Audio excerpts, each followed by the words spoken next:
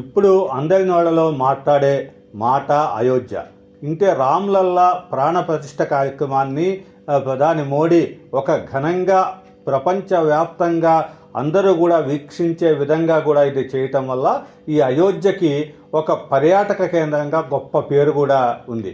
అయితే దీంట్లో ఈ రామాలయాన్ని ఇంత ఎత్తున అంటే 1800 కోట్ల రూపాయలతో ఈ రామాయణాన్ని నిర్మించటం, ఈ మొత్తాన్ని ఆలయాన్ని నిర్మించటం, వీటన్నిటి ద్వారా ఏం సాధించారు అంటే ఆధ్యాత్మిక పరిణామాలు వెదజల్లటమే కాకుండా దీన్ని దేశ పర్యాటక రంగంలో కూడా దీని యొక్క పాత్ర ఎంతో ఉందని చెప్పుకోవాలి. ఇది ప్రపంచంలో ప్రముఖ ఆధ్యాత్మిక పర్యాటక కేంద్రంగా కూడా ఈ అయోధ్య ఇప్పుడైతే అందరి నోళ్ళలో నానుతోంది. దీనివల్ల ప్రతి ఏటా కూడా ఈ పర్యాటక రంగం నుంచి దీనివల్ల $200 బిలియన్ ఆదాయం ఈ పర్యాటక వల్ల వస్తుందనేదైతే దీంట్లో ఈ బ్రోకరేజీ సంస్థ జెఫరీస్ నివేదిక ప్రకారం కూడా ఈ $200 బిలియన్ సంపద ఒక ఆదాయం అనేది పర్యాటక వల్ల ఈ అయోధ్య నుంచి వస్తుందనేది ఇక్కడ చెప్తున్నమాట.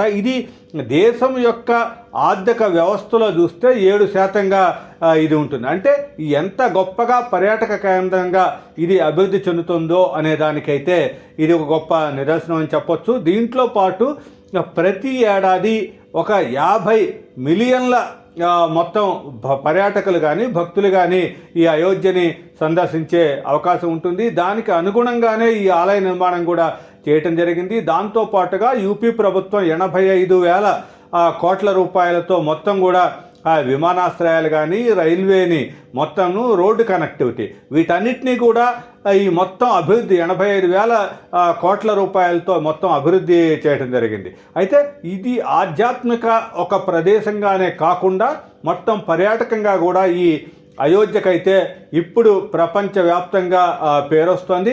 దీంట్లో ప్రతి ఏడాది అయోధ్యని 50 మిలియన్ల మంది భక్తులు సందర్శించే అవకాశం ఉందని కూడా చెప్తున్నారు. అదేవిధంగా మిగతావి చూసుకున్నట్టయితే ఇప్పటికీ అమృత్సర్లో ఉన్న గోల్డెన్ టెంపుల్ ఏదైతే ఉందో దాన్ని 30 నుంచి 25 మిలియన్ల భక్తులు అంటే పర్యాటకులు సందర్శిస్తూ ఉంటారు.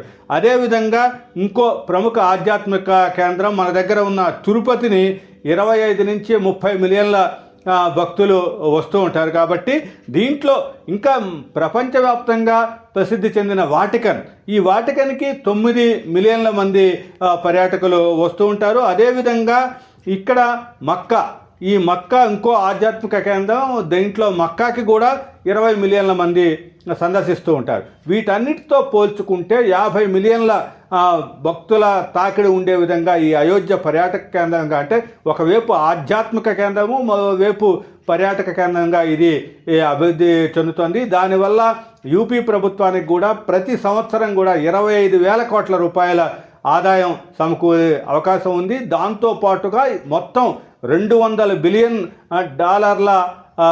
ఈ మొత్తం పర్యాటక రంగం నుంచి ఆర్థికంగా ఈ మన దేశానికి ఒక పురోగతి రానుంది. అంటే మొత్తం మీద ఈ అయోధ్య అనేది ఒక ఆధ్యాత్మిక కేంద్రమే కాకుండా ఒక పర్యాటక రంగంలో దేశానికి ఒక తలమానికంగా కూడా మిగిలే అవకాశం ఉంటుంది. కాబట్టి ఈ అయోధ్య ఎందుకు కట్టారు, ఈ రామాలయం ఎందుకు కట్టారు, వీటన్నిటినీ కూడా పక్కకు ఉంచితే మనకి దేశ ఆర్థికాభివృద్ధిలో పర్యాటక రంగం ఊతంగా ఈ అయోధ్య అయితే పనిచేస్తుంది అనేది అయితే మనం చెప్పొచ్చు.